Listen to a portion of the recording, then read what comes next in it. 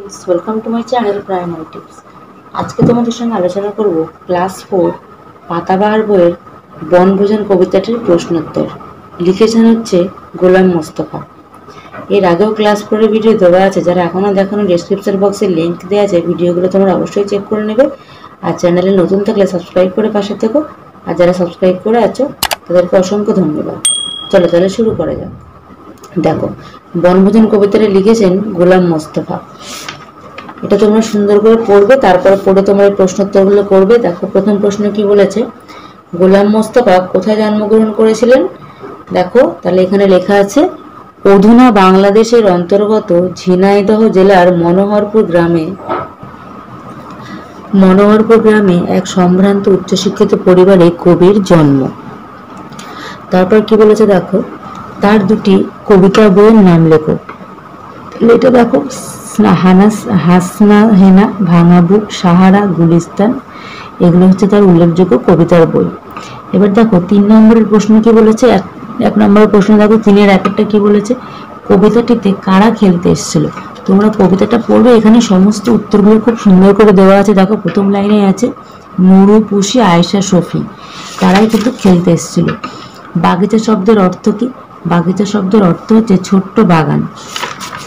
এই যে দেখো তোমরা মানেতে দেওয়া আছে, শব্দার্থে পেয়ে যাবে। রান্নার জন্য তারা কি কি সঙ্গে এনেছিল? দেখো, রান্নার জন্য তারা সঙ্গে এনেছিল আমের গুটি, নারিকেলের মালার হাড়ি, রঙিন খুঁড়ি, ছোট্ট বাটি এবং ছুরি। কবিতায় কে মিছিমিছি গিন্নি সেজেছিল? দেখো, নুরু। যেমন রয়েছে কবিতাটিতে, রান্না তাদের শেষ হলো যে গিন্নি হলো নুরু, তাহলে নুরু কিন্তু গিন্নি হয়েছিল।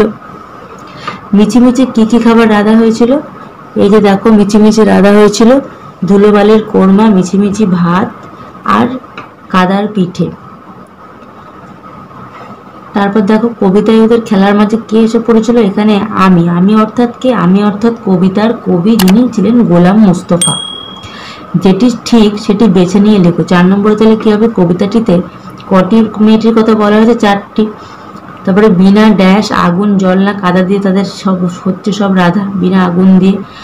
আম, জাম না চা বাগিচা তলায় যেন তারা এসেছে।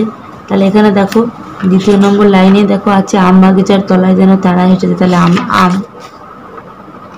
এবার বলেছে শব্দ দুটি থেকে উপযুক্ত শব্দ নিয়ে শূন্যস্থানে বসাও। ড্যাশ মাসের দুপুরে নায়িকা করো ঘুম। বৈশাখ মাসের নারিকেলের মালার ড্যাশ কেউ এনেছে 2টি হাঁড়ি, কেউ এনেছে ছোট্ট বাটি, কেউ এনেছে কি ছুরি। বসে গেছে সবাই আজ ড্যাশ আয়োজনে, বিপুল আয়োজনে, এমন সময় হঠাৎ ড্যাশ পড়ছি যে এসে, তাহলে এটা আমি। তারপর কি বলেছে দেখো, ক স্তম্ভের সঙ্গে খ স্তম্ভটা মিলিয়ে দেখতে হবে। নুন কি হয়ে যাবে? দেখো লবণ। ধোয়া হয়ে যাবে কি? ধূম। বিপুল বড়, আগুন অগ্নি। ঘুম কি হয়ে যাবে? নিদ্রা, এবং বাগিচা হচ্ছে বাগান। এরপর দেখো এখানে মানেগুলো দেওয়া আছে, তোমরা পড়বে। এবার দেখো কি বলেছে, নিচের বর্ণগুলি যোগ করে শব্দ তৈরি করো। তাহলে প্রথমটা দেখো সবাই, কি হবে? সবাই। তারপর কি হয়ে যাবে? দেখো তারপর হয়ে যাবে রাধুনী, বাগিচা, ব্যস্ত, এটা হয়ে যাবে দুষ্টু।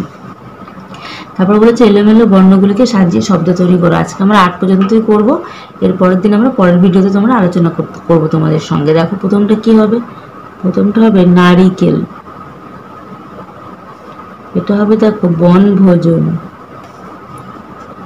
অকারণে,